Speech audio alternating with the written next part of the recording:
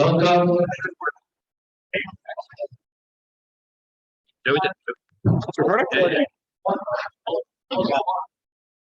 Welcome to all family and friends and coworkers. I just want to thank everybody for coming out tonight and participating. To see everybody here is a wonderful tribute to the man that Jay was. Just a couple of thank yous for putting tonight together. I want to personally thank all those who participated in the learning of Mishnayos in memory of Jay. It should be an aliyah for his neshama. Thank you to all our speakers tonight. I know firsthand that it is not an easy task. It's very difficult. Thank you for taking the time to prepare and to honor Jay, and it should be a great merit for his soul.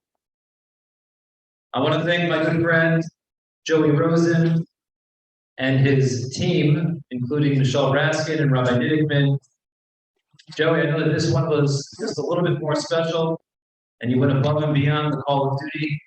Thank you as always for being there. Thank you to Michelle Raskin and Rabbi Niddickman for always being there when we need them. Thank you very much.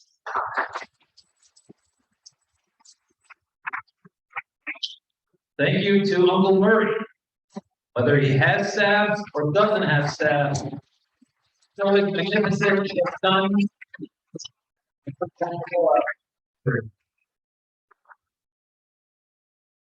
I'm not one of the speakers tonight, but I did want to start off just sharing with you a very short story that is always a source of inspiration for me. One of my many interactions with Jay. I was fortunate enough to be one of Jay's point of contacts when it came to some of his charitable activities within the community. And when COVID hit this country and globally, so we know that the food and entertainment industry, they took the brunt of the economic hit. And unfortunately, in-laws produce was not an exclusion, they were not spared. There was also somewhat of a hit that they took. Jay called me up and he said, please come see me in the cave. So I come into the cave and literally, no exaggeration, there are tears streaming down Jay's face. And I said, I knew that there was some tough times. And I said, Jay, are you and Stephen gonna be okay? You guys okay? And he looked at me and he said, we're gonna be fine. The government has programs, we're gonna be fine. And choked up and literally tears coming down his face, he said, I need you to tell some of the boys that we just can't do some of the things that we've been doing for a little while. But hopefully we'll resume as soon as possible. The business is taking a hit, the whole world is in a national pandemic. And there was one thing on Jay's mind, and that was that he couldn't help people to the extent that he was prior. That's all he could think about, and that was the source of his pain. And it showed on his face with tears coming down. That was his message to me. This is something that will always be inspirational to me. This was the person who Jay Burke was. He was full of chesed, full of kindness. He always wanted to do for others, and it'll be an everlasting memory that I have of him. I would like to take this opportunity to call on Rabbi Slatus, who will come and say a few words.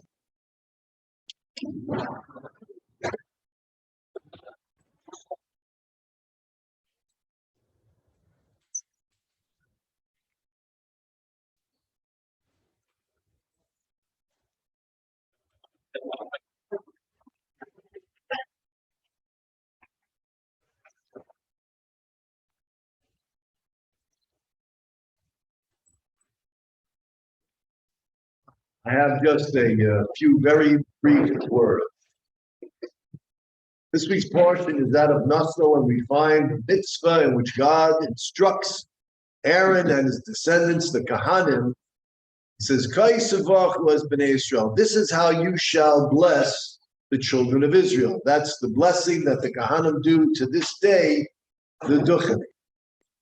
The question they ask is, why does it say, this is how you shall bless them? Should it not first state that you shall bless the children of Israel? And this is how you do it. First, inform Aaron that he has a mitzvah to bestow the blessing. Then tell him how it's done. The answer our sages share with us is that there was no need to instruct Aaron nor his children to bless the children of Israel. For this was who they were. This was their nature. To always seek out that which others need and to do for them with all of their hearts and their souls. They were always ready to bestow a blessing. The only thing they needed to know was exactly how to do it. As I went through the portion of the week and this hit me, I said, that's Jay. No one had to tell Jay, this one needs that, that one needs this. He could sense it. He was there quietly. He did so many things that we still don't know about. He did it quietly, he did it lovingly. He did it in such a way in which people can maintain their dignity and their integrity. Jay's kindness was above and beyond. There's no question. You all know that. And he had a way of making everybody feel so comfortable, making everybody feel so safe with Jay around. His smile, his welcome. I had the privilege of sneaking away on Sunday afternoons to the cave. Just Jay and myself. Not that others were not allowed, but we had the cave. And we would watch the red zone. He had the red zone. I didn't even know there was a red zone. There's a red zone. And we could sit, we could watch sometimes 3 hours, maybe 4 hours of, the nonstop football. And he told me that once, Donna said, what do you guys talk about? And he said, nothing. You can sit there for 2 to 3 hours and you don't talk about anything? Yeah, that's right. I guess that's what men do. Just being in his company. He was just so warm, so welcoming. He made you feel just as if you were the most important thing in his life. He had this big screen down in the cave. And I didn't know this, but when the phone rings, I guess you'll know this, I didn't know this, but it shows up on the TV who's calling. Did you know that? I didn't know. You can see who's calling. Jay says to me, don't worry, I'm not taking any calls, with just one exception. I said, what's that? He said, well, the Queen. When the Queen calls, I have to answer. The Queen, that's Donna. And then he said, also the Queen Mother. He said, I gotta take that. He said, unfortunately, they don't call me too often, so we're okay. Just being with Jay was just an absolute blessing and a gift. And tonight is a Shloshim. For those who don't know what a Shloshim is, Shloshim means 30. 30-day period after someone passes from this world and their soul is taken into the next world. The first 30 days is a major adjustment. And that's why we study certain chapters of what we call Mishnayos, because it's a tremendous benefit for the soul. And the soul ascends and it reaches a certain plateau on the 30th day. And that's when we're able to come and now we celebrate the life. He says, "Zora b'dima marina yiksera." Those who sow with tears will reap and harvest with joy. And there's a Hasidic interpretation in which they say, "Azorim b'dima marina." Those who sow with tears and joy, both together. We grieve, we cry, and we also celebrate. So tonight we're going to celebrate a remarkable human being who touched each and every one of us so deep. Jay, I know that you're listening, and I know that you're here, and I know you're telling us to hurry up because the Celtics are on. So. Jay, you know we love you. I will always love you. Thank you for the love you gave us.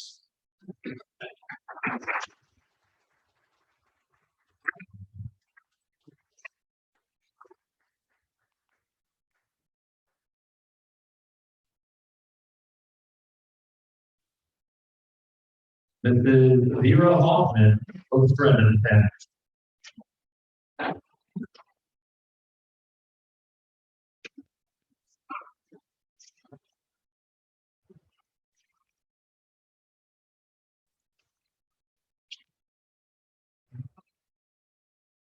I came to Savannah as a foreigner, and there is two families in this town that made me feel at home and made me feel like I was one of the family.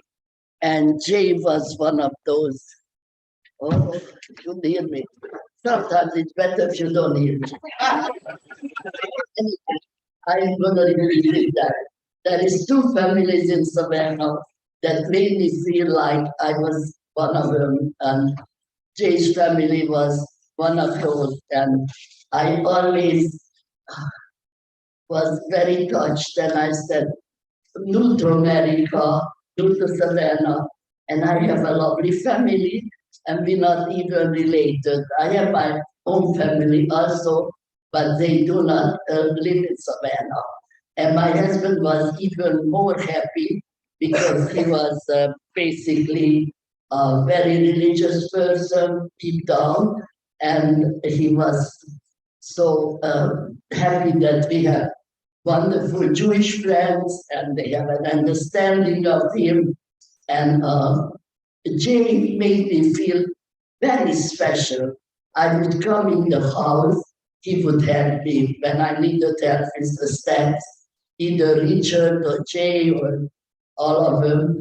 And Jay would hug me and make me feel very special. And I'll never forget it. And I am still in shock, and I can't believe he's gone.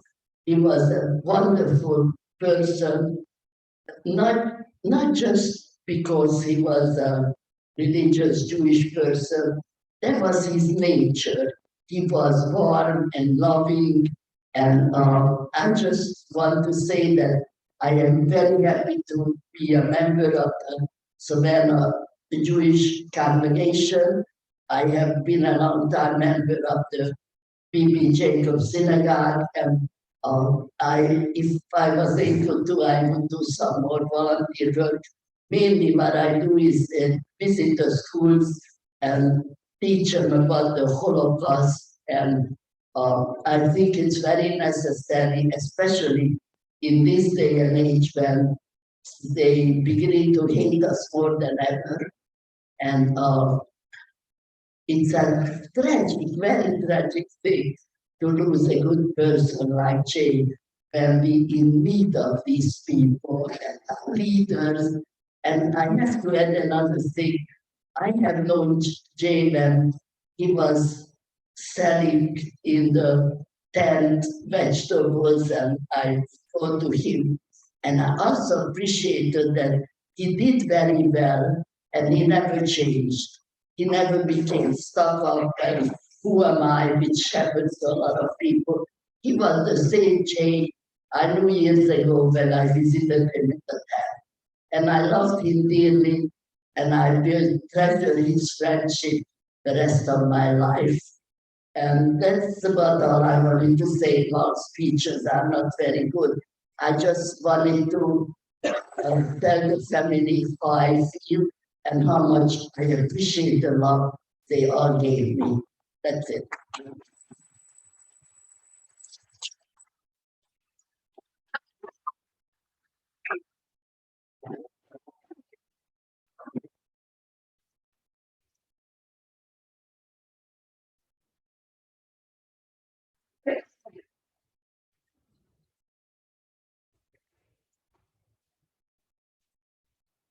Ladies and gentlemen, I'm Shimshin.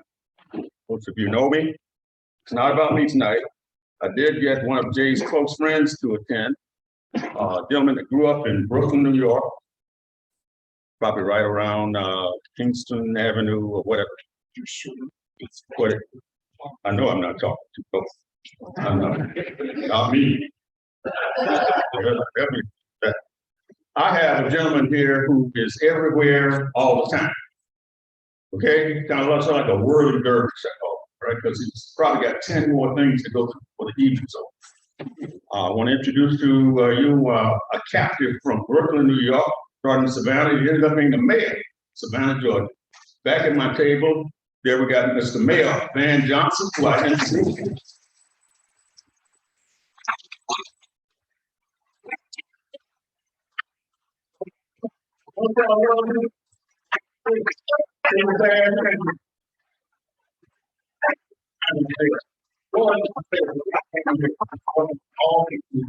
Navigating through COVID, sorry, but he's whenever we call on him, he's here. I think he stopped in for shipment calls, etc. I told him having Shloshim come by. So he's familiar with the Jewish community. He's been around them for a long time. I want him to say a few words. I introduced him today at Salone, New York, I think, years and years ago.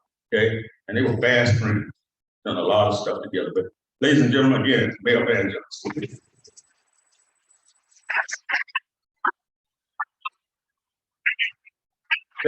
Thank you, and good evening. I wanted to make sure I came by to, not because Jay is no longer among us, but because he was with us. The blessing was that I had the opportunity to know and love this guy. And certainly we miss him dearly. Our city misses him dearly. I've had the opportunity to know him for many years, and to be absolutely honest with you, I don't know how in-laws made any money.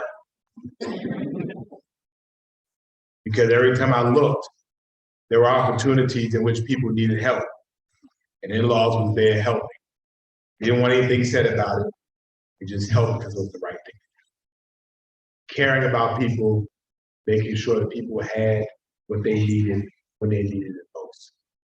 And so for that, I will forever be grateful for all that they have done and continue to do in our community.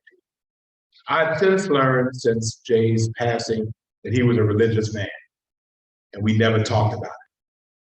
But I will tell you this, as we go through life, people will speak of religion, but where it counts is when you see the religion in your acts. And so it made plenty of sense, where the heart is big, a heart of gold, that I saw his sermons every single day, how he treated people, more importantly, how he moved. I can't remember a bad conversation or anything negative because he just made me laugh. I realized that we both had a sick sense of humor. And I realized that we both like South Park. And so I knew he was my guy. I know none of you watch South Park, but you have to be a pretty sick person to enjoy South Park. And so, yes, I enjoy South Park.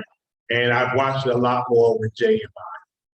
So Dr. Seuss says you don't cry because they were gone, but you smile because they're here. And I was driving here and we were having one of these torrential rains. May not have realized how bad it was raining. And I had to get over to the middle lane on the Abercorn going north just to be able to turn in because, as you know, the water is puddling, and I know we'll try to get it fixed. But the funny part about it was when I parked and it was still raining, I cut the car off, it stopped raining. And I was able to walk to the door to realize it was locked, come around here, and I just looked up and said, thank you, Jay. You're still making me. God bless you all. Let us be comforted by his memory.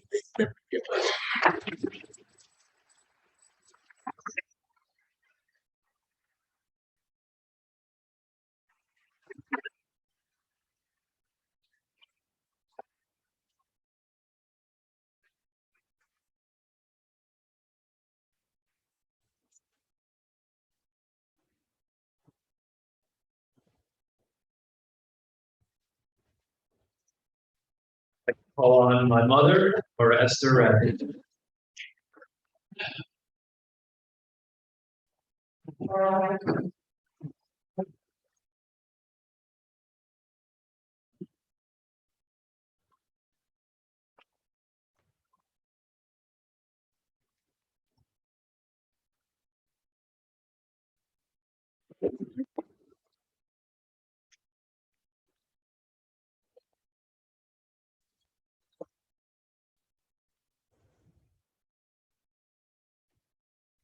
In Parshat Chukas, Moshe hits the rock instead of speaking to the rock as Hashem had commanded him to do. But first, Moshe says to the Jews, you rebels, what are you thinking? You think that I or Aaron can speak to this rock or hit this rock and water's just going to spring forth from it? The Jews knew, without a doubt, that if that rock was going to give forth water, it was going to be the hand of Hashem. So why does Moshe call them rebels? They asked for water. They were without water. They wanted water. Why call them rebels? Let's understand the entire scenario leading up to this moment. Miriam, Moshe and Aaron's beloved sister, had just died. The well that followed the Jews in the desert all those years gave water in her merit. And now she was no longer among them. And the well stopped giving water. When the Jews approached Moshe, upset because they didn't have water, Moshe became angry because they approached him about the water they didn't have, but they showed no acknowledgement. They showed no appreciation. They showed nothing towards the mere fact that Miriam, this great and righteous woman, was no longer among them. That's what made Moshe angry. How could the Jews overlook the death of Miriam? How could they not notice that no longer among them was this incredibly special and righteous person? Russia and Japan were at war over Manchuria. A grenade was thrown and many, many Russians would have been killed. But this one soldier was able to deflect the grenade and saved so many lives. He went home a hero, and the city where he lived planned a magnificent parade and an amazing ceremony to honor what a hero he was, to show their gratitude, to show their appreciation for the lives that he saved. That same day, prior to this ceremony, there was a court case taking place. The judge was getting ready to sentence an individual who was guilty of stealing. Right before the judge was ready to hand out the sentence, he said to the individual, you know, you have the same last name as our hero. And the individual said, I do. He's my son. The judge said, "Is your son? Our hero is your son? You're his father?" And with that, the judge slammed his gavel on the table and he said, "Case dismissed."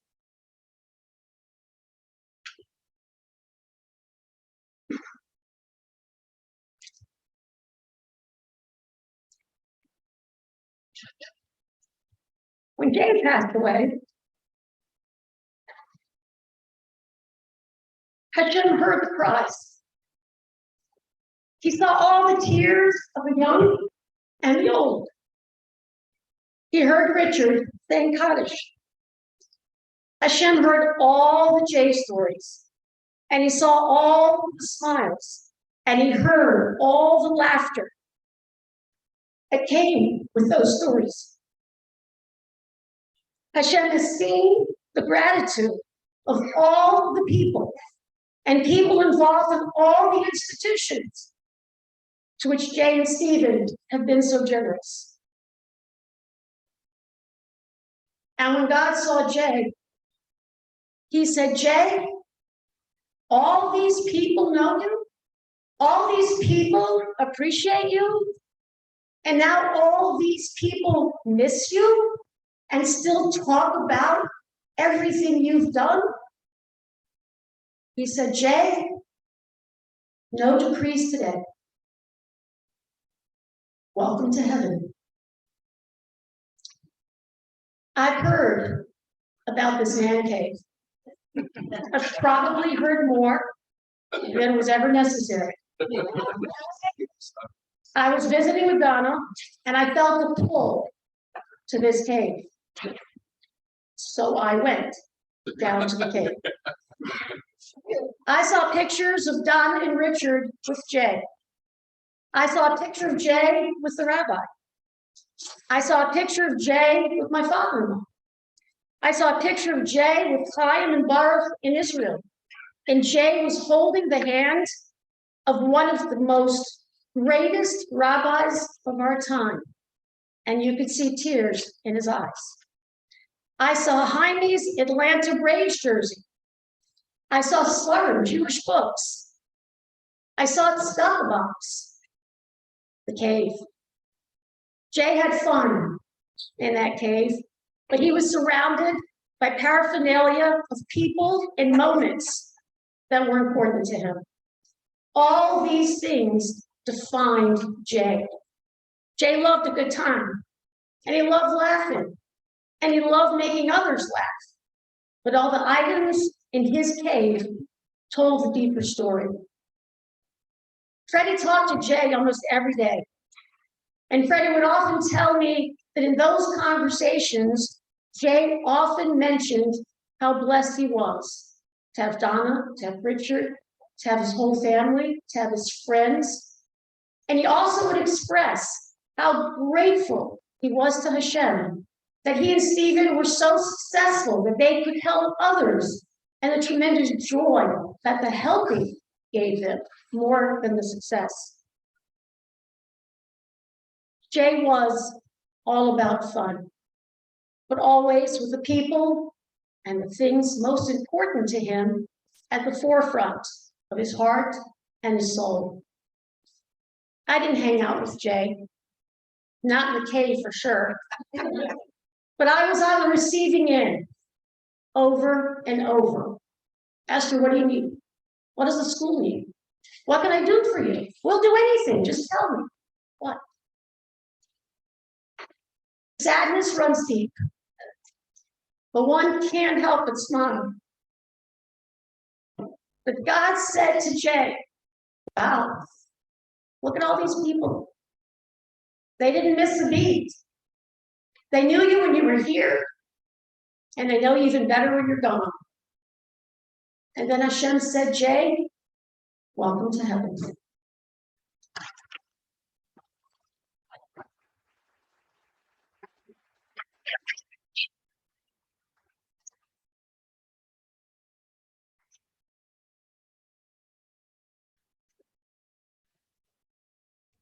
Baruch Rabbi.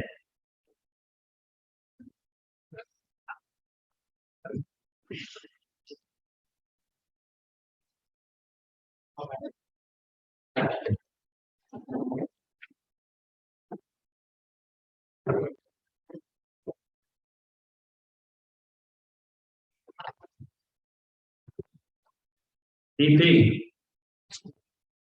let's hold it together, baby. Now, Brian doesn't know that I pushed him to speak at the Levaya because I had an inkling DP would ask me to speak tonight. And I'm for sure not going before or after your friend. However, I totally forgot to factor him up. Rookie mistake. When I was FaceTiming DP a couple weeks ago, and she asked me if I would speak, I said, what about Chaim? She said, Chaim? You know Chaim ain't gonna speak. So I guess here I am, speaking for the both of us about our best friend. When I was telling my friends I had to go to Savannah because I lost my best friend, everyone's immediate reaction was, wow, so sad.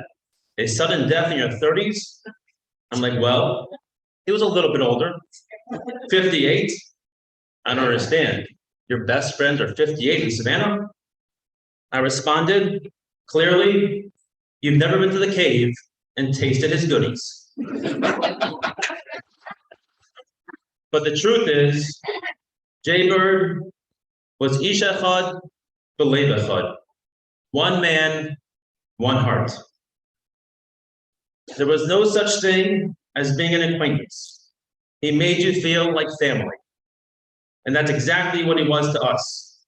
He was our brother. I guess it was around 4 weeks ago. I walked into my house on a Motzei Shabbos. And Atara, my 9-year-old, first question was, is Jaybird alive? I said, I'm not sure. She says, well, I'm calling your mother. Atara calls my mother and says, Jaybird alive. And she says, no, sweetie, he died. Atara immediately broke down. And of course, it triggered me. About 20, 30 minutes later, after we both collected ourselves, she comes over to me and says, your mother is so rude. She knew exactly how sensitive the question was. And all she said was, no, he died? How about Atara, my love? I'm so sorry to tell you. Or, let me speak to your father. Nothing. If this is how Jaybird made a 9-year-old feel, how much more so did he make all of us in this room feel with his infectious smile and tremendous heart? We too felt so loved. This heart is what led him to be one of the most giving people in our community.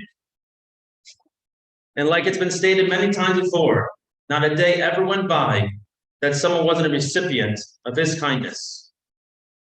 Whether it was time, money, or resources, or after a PKR night and there wasn't much money left in the pot, he would always throw down just a couple more hundreds. He always wanted Rambam to win more. You could always count on Jay because letting you down was never an option. Jay Bird, he knew what it meant to be a real Jew, full of kindness and truth. I'll never forget, Chaim and I had the fortunate opportunity to take Jay Bird to Israel. Watching him walk up and down those hills and on the cobblestone, I never saw him walk so much like Yank in his life, unless it was after a few times. Every few minutes, be like, Jay Bird, you okay? In typical Jay fashion, I'm straight.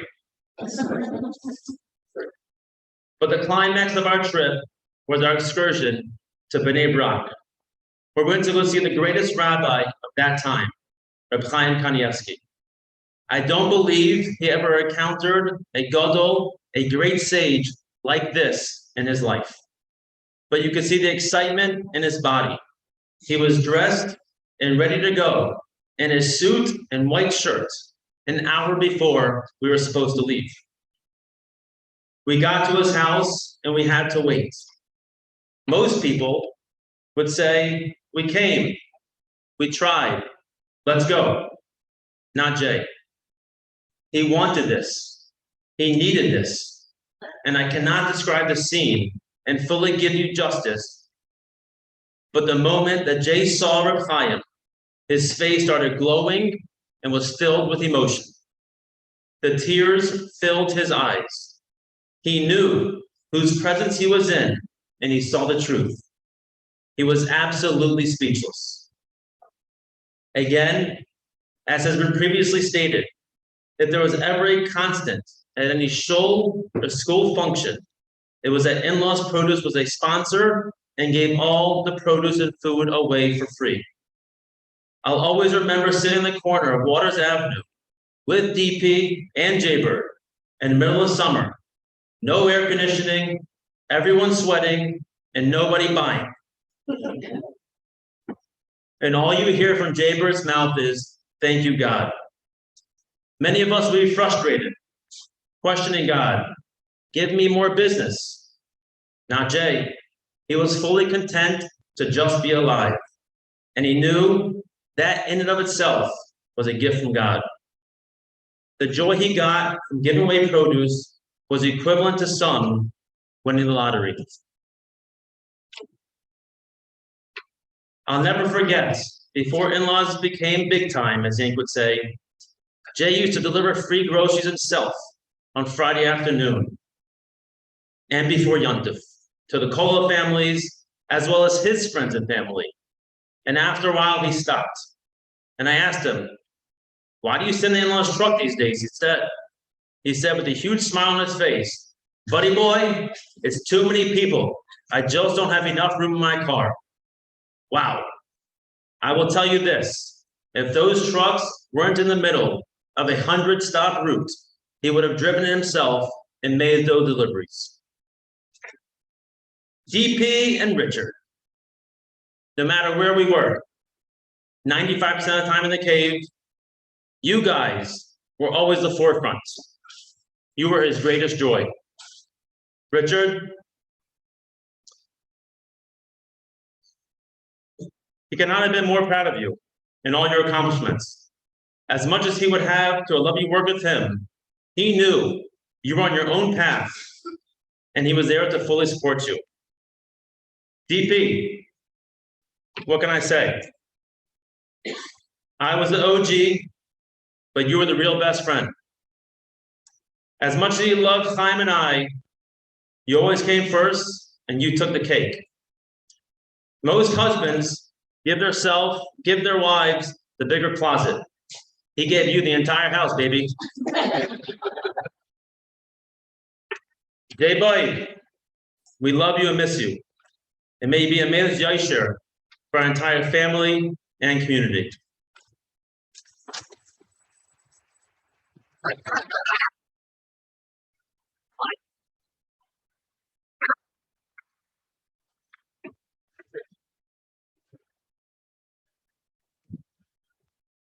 I would like to call upon a longtime employee and friend of Jay, Glenn Dutrell.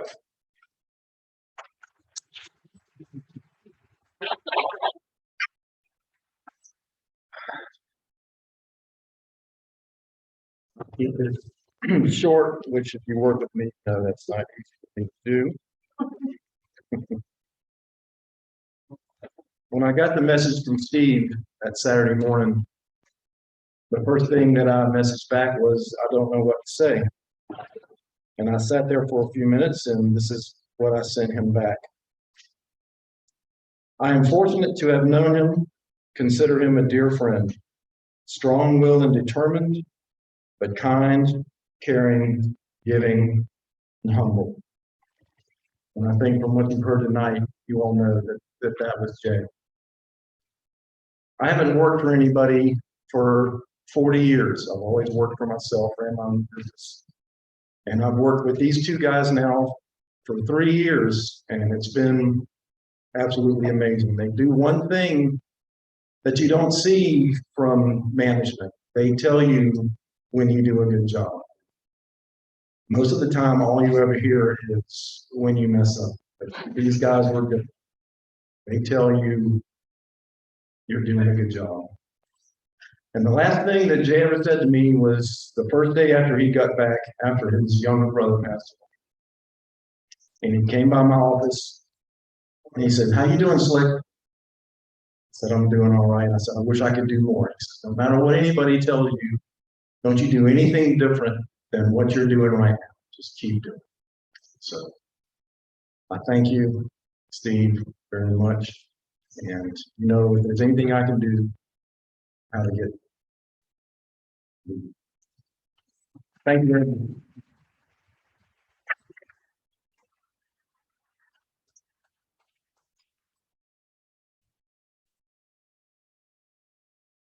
Another longtime employee and dear close friend of Jay, David Bird.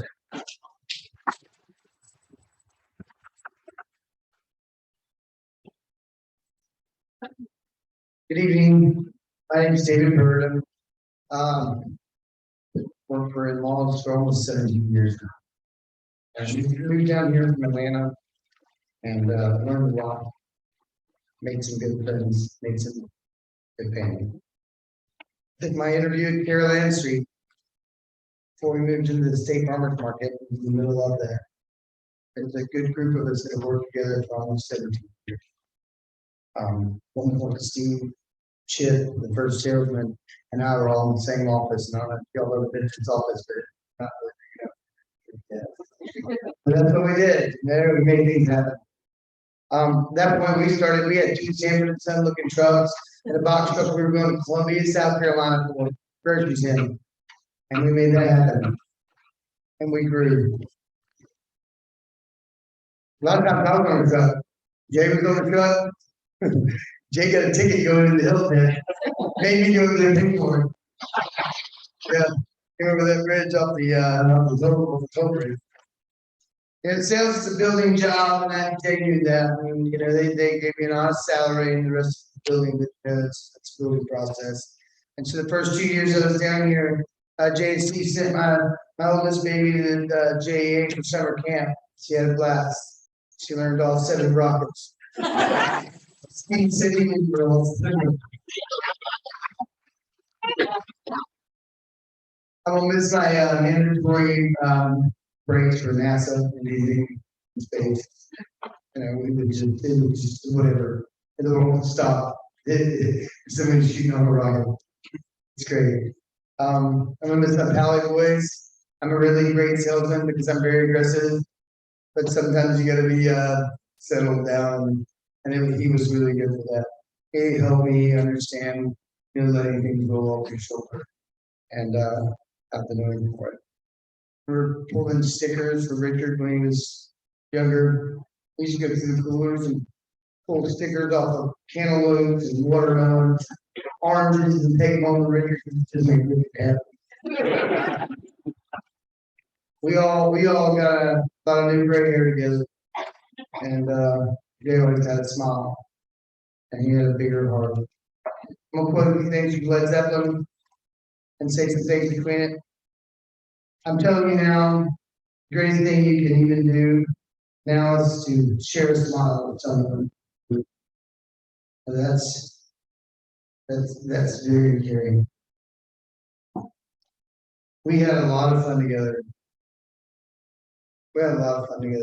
We grew business from like it was fun. Good to grow together. I learned a lot. We grew together. Many dreams come true, and some have silver linings, and one had a silver lining. So they're it's amazing to be part of that. Jay, we missed. I still pull in the park out in the first park. Let us all, a little rain must fall. If you listen very hard, the tune will come to you at last. We're all one, and all are one. See you again, Jay. Thank you for letting me speak. Thank you for the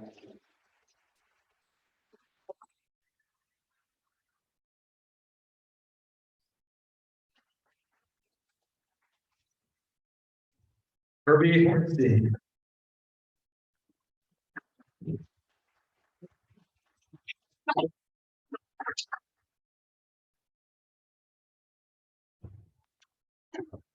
many of you know, I'm not a big public speaker. Don't really have anything prepared, but Jay and I grew up together. I'm about 7 months older than him. He always called me the old man. So, didn't feel that old, but we countless hours at the JEA, whether it be at the pool, playing basketball. We were both counselors, the same in camp. Spent a lot of time at his house growing in our teenage years. He was at my house all the time. We were pretty much best friends in high school. Got into, well, may have caused some trouble, but we never did get caught. But you know, I went off to school. Jay stayed pretty much in Savannah, and I was in Atlanta for years. We kept in touch. I remember being in town and went somewhere with my mother and ran into Jay and his mother. And he had mentioned the fact that, yeah, they're trying to get me to go out with Donna Pollock. You know, I said, okay, that's good. Next thing you know, I had an invitation to the wedding. But he loved Donna, Richard. He's so, you know, he was always so happy Richard didn't get into things that we did. So couldn't figure it out. But you know, and Jay's the reason I'm in Savannah. Actually, you know, I was in Atlanta in between jobs, and he talked me into coming down here, and brought me down here, and went to work for E&C when the company was small. And 16, 17 years later, it's a thriving company. I'm glad to be a part of it. You know, I'm walking by Jay's office every day, and the door's closed, and you know, I really miss it. It's he was an extremely generous person. You know, didn't want people to know. But yeah, he would give anybody anything. Didn't matter what he had, whether he had it or not. So anyway, thanks for letting me talk tonight. We'll miss you, Jay.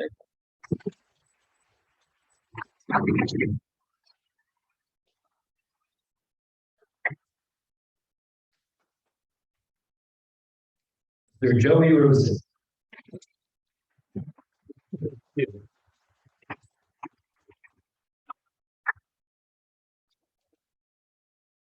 Good evening, everyone. I would like to thank everyone for being here tonight to remember a really good man. My heart goes out to his family and the Inman's family. I'm only going to say a few words before I introduce our next speaker. I really just wanted to reiterate the kindness Jay showed me at work while I was sick and prior to that as well. We rarely disagreed. He would just say, "Whatever you think, Joey." After I returned home from my stay in Nashville and I wasn't ready to go back to work, Jay would say to me, "Joey, you've got to take care of you. Don't come in if you're not up for it. We'll take care of you.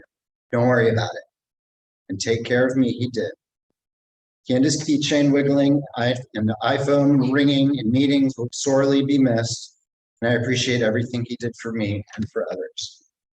I'd like to introduce someone that is very close to me and my family. In fact, aside from my parents, he was one of the first that held me when I was born. He's one of the hardest working men I know, and worked side by side with Jay during the ups and downs and everything in between. They together were in-laws. Stephen Kaplan.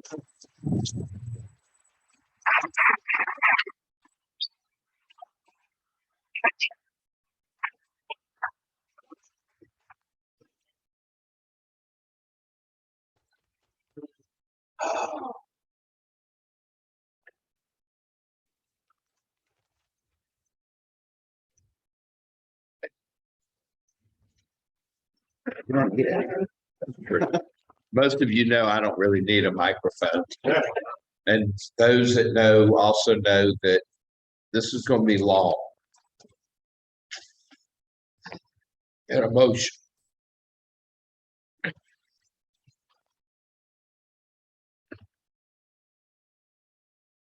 Jay was the little brother I never had. I was standing on the driveway of their house when his mother, Sarah, came home with Jay, this fat, cheap, dimpled little, chubby little thing.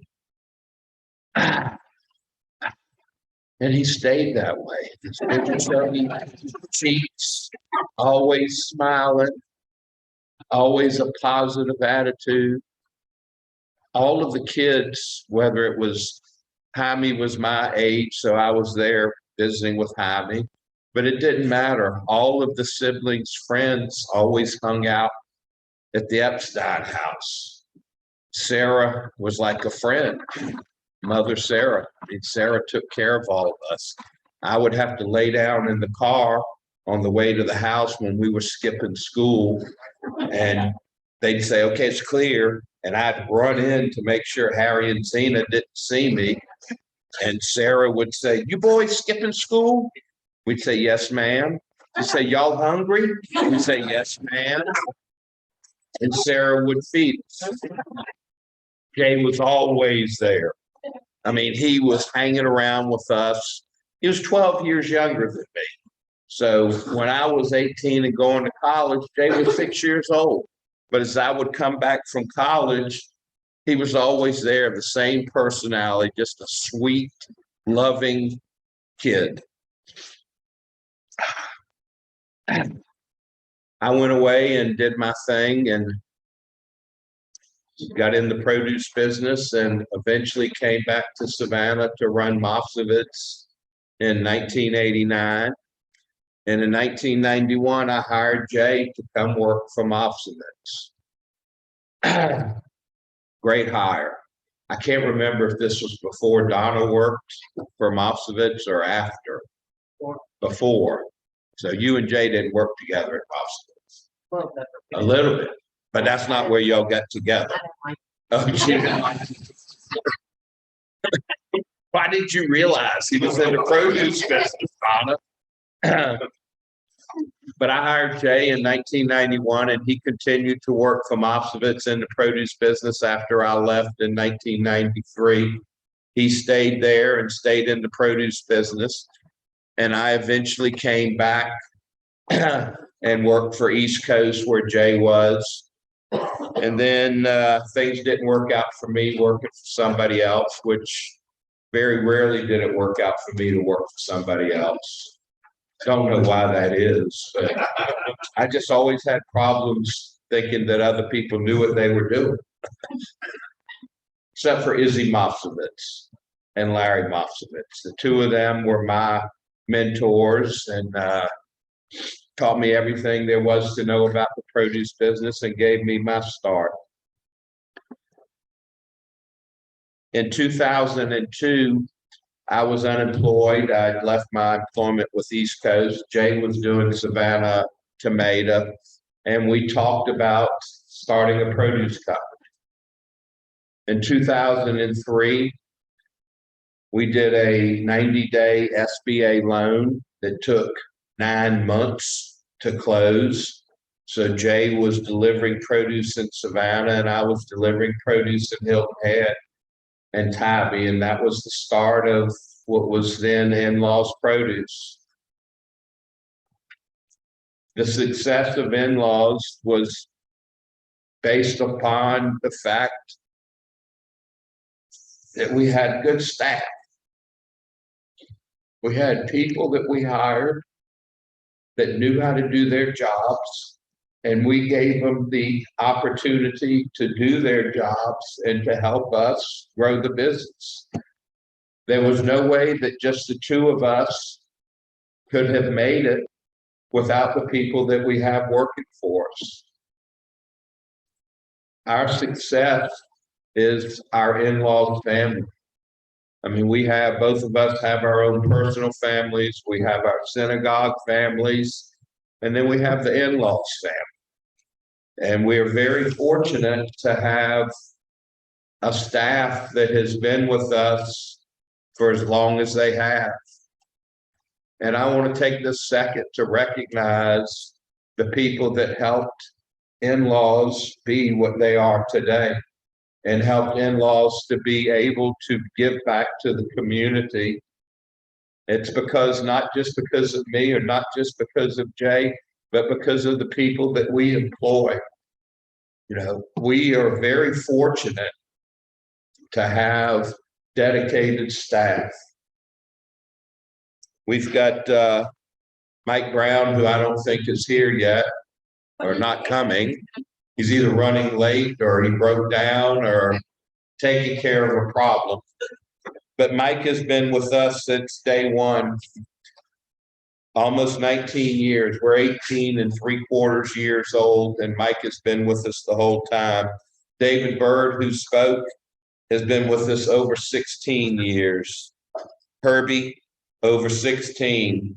Kim Buckner, over 16. Philip Robertson, where are you, Philip? There you are. Over 13 years. Anthony Green, over 10 years. This one right here, over 6 years. Katie. On and off. On and off. Some of these people have been on and off. I'm not gonna. Katie has been with us over 5 years. Paul, 4 years.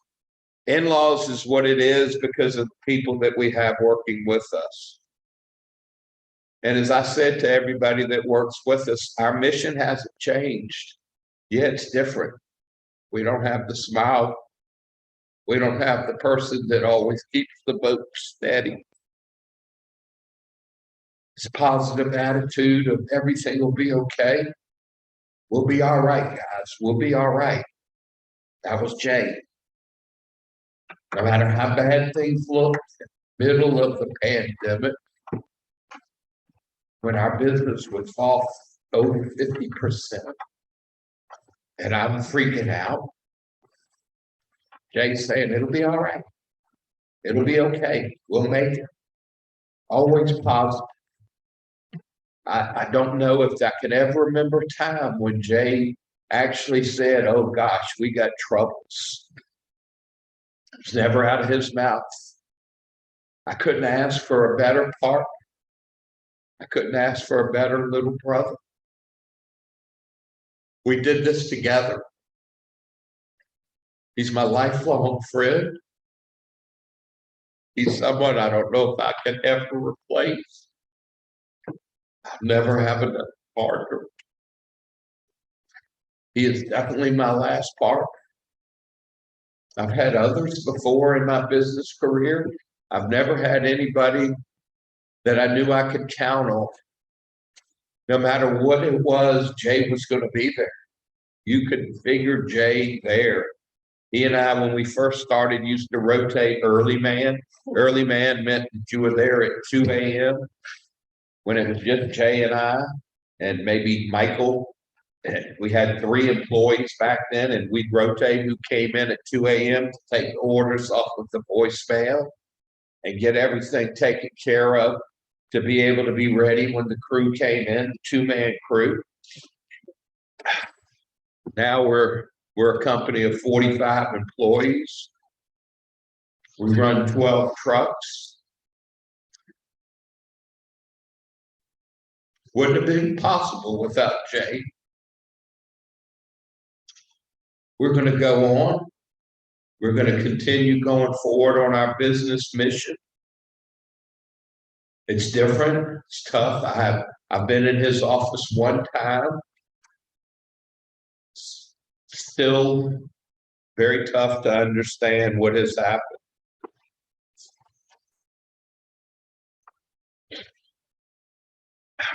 I'll always miss Jay. I'll always remember him with his big smile.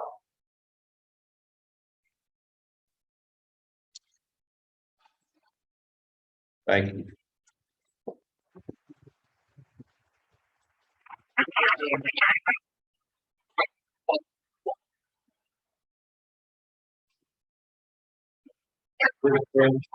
You know, being a partner with somebody for 19 years, almost 19 years, has its troubles.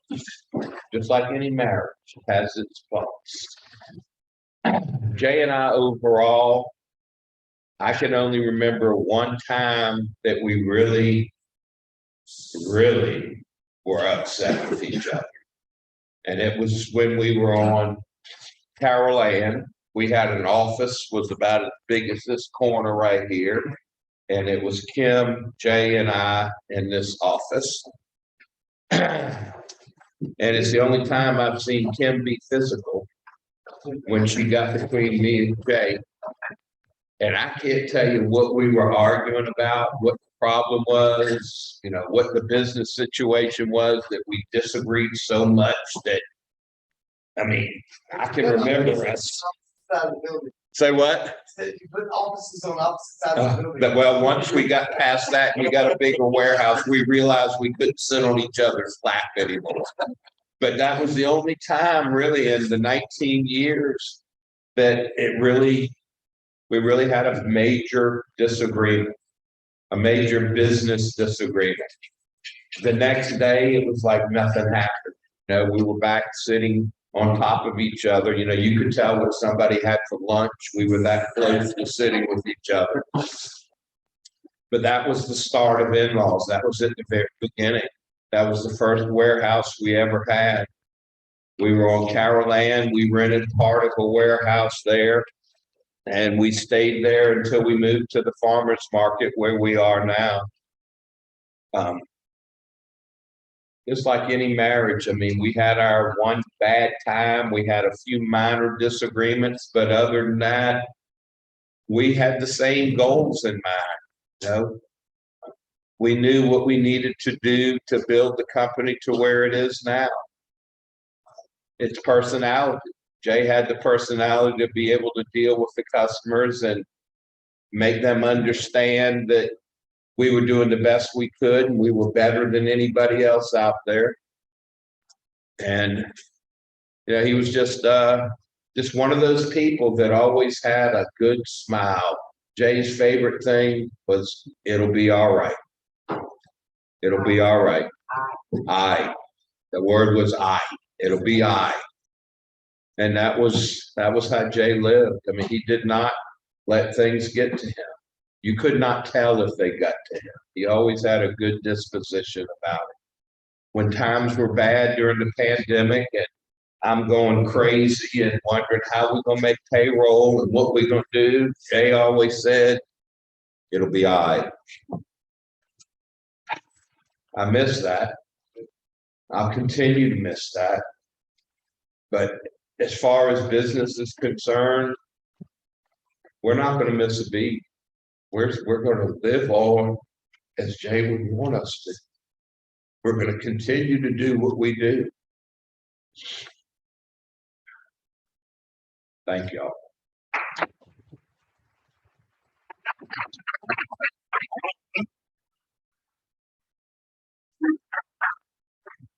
Before we conclude with the seal in memory of Jay, Donna has written a letter to Jay. She has asked for some brown bread and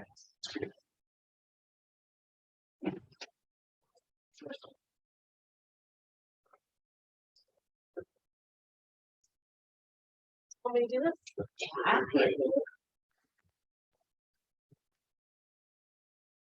My dearest Jay, it's hard to believe in 30 days since I've seen your bright smile and those magnificent dimples. You left a hole in my heart that I don't think will ever be filled again.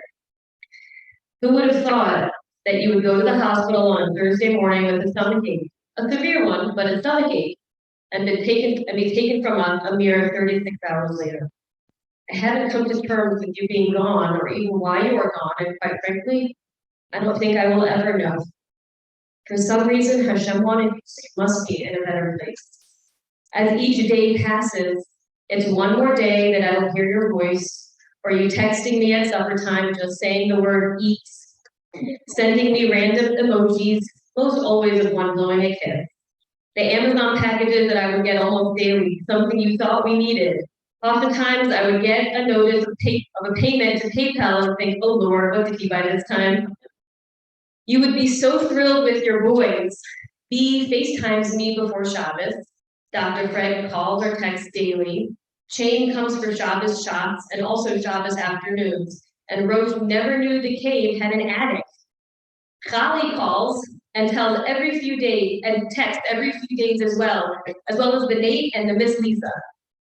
The outpouring of love that has been showered upon me, the true testament of what kind of person you were and how many lives you truly touched. I wish you could see what all is being done in your memory. Who knows, maybe you can. I'm trying not to be too much of a burden to Stephen. He had the harem of us to take care of. I'm so sorry that you're not going to see the things Richard will be doing. I'm more sad for him to not have you around. Y'all's relationship was finally evolving into a grown-up to almost grown-up. I will let the people decide who was the grown-up. Hearing you laugh out loud to programs that you have seen a dozen or more times always got a chuckle out of me. Your Wednesday South Park, Friday Triple D, and so on. I miss not knowing what flight just passed over our house or running out to see the space station that passed by.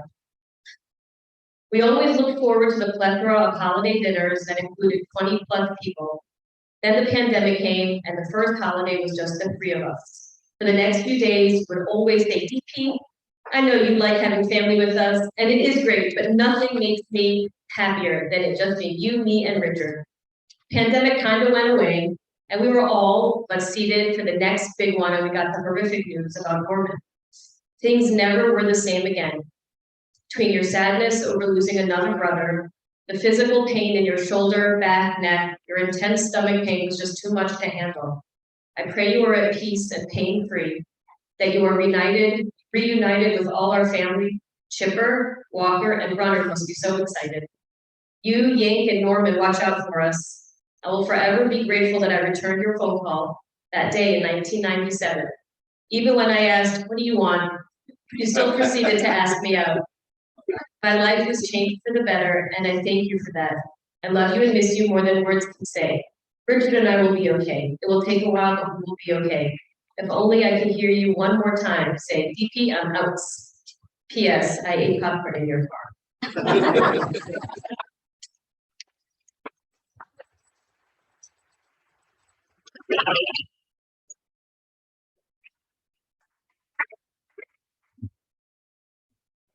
We will conclude with Siyum in honor of Jay. The Savannah community was able to finish 4 orders of Mishnayos, which is a big deal. It's a testament to the community's love that they have for Jay. I'll say the Siyum followed by a Kaddish, and I believe that afterwards Murray has dessert in the back right corner. Admiral Seder, Zeroyim, Moed, Nashim, Nezigen, Mahat Halan, Daitan Allah Seder, Zeroyim, Moed, Nashim, Nezigen, and Daitan Halan, Lasim Allah Seder, Zeroyim, Moed, Nashim, Nezigen, Lais Shneminan, Alam, and Arab Nod and Alien is to be Russell, if you know the Uncle Base Australia, yet one of the Nathans, Satsavin, Satsayamka Base Australia, and International, and Sesaf of Shmal. The oil like the Happy Main in Sesaf of Elohim, Bibi some of the careful Manahivish, Leilum, Tayashka, therefore, Ibamki, Yisani Barakatan, the man made careful, Amen, Salabah. When I'm in Fanafa, I nearly have a head sign to Santa Helki Mesh, Vesa Medish, like Santa Helki Mesh Chronicles. Shana mashkim he mashkim among mashkim the criteria mashkim from a tailor. And he almost became a mailing, and he almost became a star. The him mailing became a star.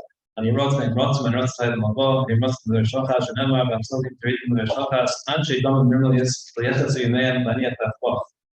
He wrote the Mufanafo and the high level design, same as a time of design. Sador and Elu, Kainta, Zunila Haskell, Star Machem, Simon. Volmar Lulami, the Tetra, Papa Lishma, Velasquez, attempts for Liberty Samtari, that we have. Schools called none of the minute come and it's conversation, we start in Elu, for a storm of humanity. Yama, we will Zara, like Thomas and Terra, Glashmi, Evening, Bizarre, Zara, and Tobianic Law. You come to Mukashakaso, there's a left hot hand to Isaf, Shaf, Fatishmar Lefa, and he says that he says, Hefa, if you bring him out of his Philafish, the Hoshman's time, very family, Ismailish of the Hobby. Adonai is not only Yitain, Adonai Barech, as a Mobile Shalom.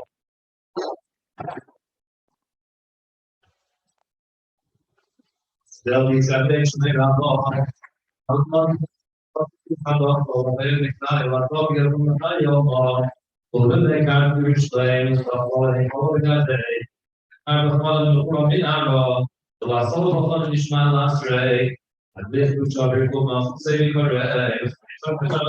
Israel, the love is mine, the reading wrong.